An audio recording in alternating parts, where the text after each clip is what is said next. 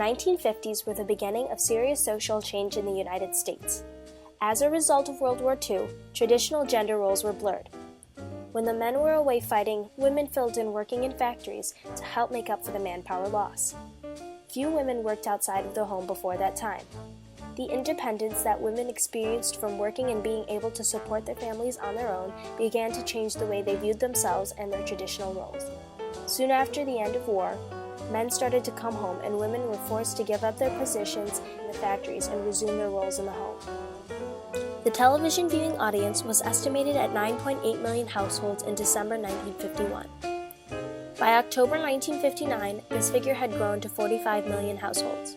Newspapers and magazines were not immune to the post-war changes. In 1954, magazine profits slid from 2.8% from 8.3% in 1948.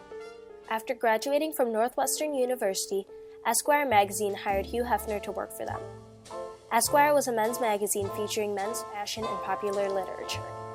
Shortly after leaving Esquire, Hefner began thinking about starting his own magazine slightly similar to Esquire. He managed to collect $6,000 from 45 investors to launch his dream publication.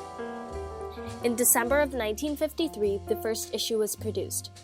Hefner had purchased a full-color nude photograph of Marilyn Monroe, who was one of the most popular Hollywood actresses at the time. He used this photograph as the centerfold for his first issue. That same issue also included an editorial by Hefner that explained the Playboy philosophy. We like our apartment. We enjoy mixing up cocktails and an hors d'oeuvre or two, putting a little mood music on the photograph and inviting a female acquaintance for a quiet discussion on Picasso, Nietzsche, jazz, sex. If we are able to give the American male a few extra laughs and a little diversion from the inequities of the atomic age, well, we feel we've justified our existence. In the 1950s, Playboy Enterprises gave women new and controversial career opportunities through their magazines and infamous key clubs. As a result of these jobs, women were able to become economically independent and more self-confident. Despite what many people may think, Playboy is not a publication filled solely with photographs of naked women. The magazine legitimized its sophistication by including interviews, current events, entertainment, humor, cartoons, and notable fiction.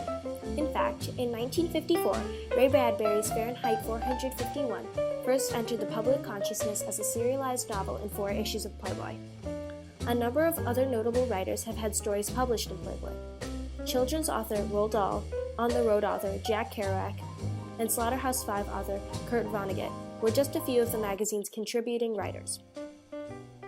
The first Playboy Key Club opened its doors February 29, 1960 in Chicago, Illinois. The clubs were a source of very notable entertainment with performers such as Dizzy Gillespie, Steve Martin, Ray Charles, Bill Cosby, and Peggy Lee. By the end of the 1980s, there were Playboy clubs in Chicago, New York, New Jersey, Michigan, London, the Philippines, and more. The Playboy Bunny made its first appearance at the Playboy Key Clubs. Bunnies wear the signature costume called a bunny suit, inspired by the tuxedo-wearing Playboy rabbit mascot, consisting of a satin corset, bunny ears, a collar, cuffs, and a fluffy cotton tail. There were door bunnies, cigarette bunnies, floor bunnies, playmate bunnies, and the jet bunnies, waitresses that served on the Playboy jet. Since its founding, Playboy Enterprises has grown tremendously. Playboy now has a television channel and radio station. The magazine has licensed 27 foreign editions. The Playboy website has 45 million page views a month. Playboy headquarters are still located in Chicago today. Besides just being talented in the magazines or working at the clubs, many women at Playboy hold high-power positions, including such roles as editors and executives like CEO. Hugh Hefner's daughter, Christie Hebner, was one of the most notable professional female employees in the company. She started working at Playboy right out of college. Within 5 years, she made vice president of the company. She was promoted to president in 1982, and in 1988 was made chairman of the board and CEO. Christie Hebner claims to be both a feminist and an activist. She helped raise $30 million to create the Core Center in Chicago, which was one of the first outpatient facilities for people with AIDS. Besides Christie's personal charitable endeavor, Playboy is at the forefront of many feminist causes. The Playboy Foundation was founded in 1965. This charitable giving program of Playboy Enterprises was founded to pursue, perpetuate, and promote the principles of freedom and democracy. the foundation has donated over $20 million in direct grants and in-kind services. Some causes that have received direct funding from the foundation are genetic testing, breast cancer, and women living with AIDS. The foundation also supports independent films based on reproductive rights, human sexuality, civil rights, civil liberties, First Amendment rights, and women's rights.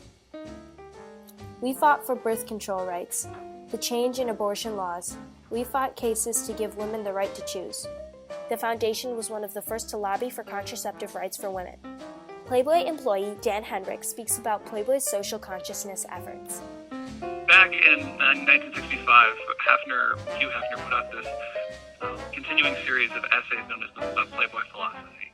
And in that, he was arguing for equal reproductive rights for women and equal rights as far as equal pay in the workplace, and reproductive freedom, so that if they wanted to get birth control or have a legal, safe access to abortion, they could actually do that. And he's actually been a supporter of trying to keep equal work for equal pay, essentially. And Playboy. So in that respect, that's a direct way that Playboy has been trying to affect social change for women in the world. Feminists have long argued that Playboy objectifies women. Hefner defended the accusations that the magazine's notorious pictorials of naked women were actually symbols of disobedience, a triumph of sexuality, and end of Puritanism. According to Hefner, the magazine does not objectify women, but celebrates their sexuality and beauty. This fact has led to women's gains in freedom and the liberation of oppressive attitudes that society had around sex, in particular, the sexuality of women. In 1963, a journalist named Gloria Steinem worked undercover as a Playboy Bunny to investigate the working conditions. She reported that the women were working long hours and getting paid minimum wage. She said that abusive customers were one of the biggest problems. In response to Steinem's article, Hugh Hefner stated, "The record is clear in terms of lack of exploitation and lack of sexual harassment. We invented the mother bunny to protect the bunnies. It became a tradition that with the bunnies you can look but don't touch. The notion that a customer could get away with manhandling a bunny is ridiculous." I interviewed former Playboy Bunny and Playmate Diane Chandler to see how she felt about working for Playboy Enterprises. I have nothing bad to say. I mean, it gave me a lot of confidence. It taught me a lot of poise. It taught me ways to talk to people. I asked Diane if she felt that Playboy objectifies women.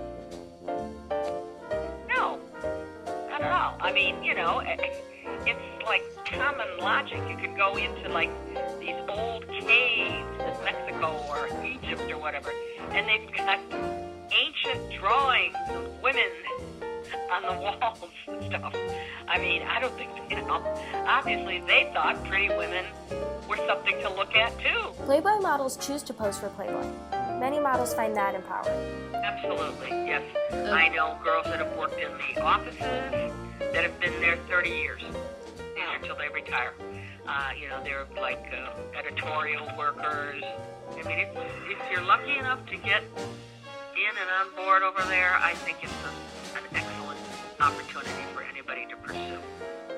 The sexual revolution, which took place a decade after Playboy started, benefited from a decade of active campaigning for women's issues and the positive portrayal for women in the magazine. These activities played a part in breaking through the puritanical ideals that served to oppress women and their free expression of themselves as sexual beings. Because there was redeeming editorial content, Playboy was more difficult to dismiss as simply a smutty rag and was able to gain legitimacy to the broader culture. Hugh Hefner and Playboy leveraged their cultural relevance to support the advancement of equality and freedom for women and all Americans.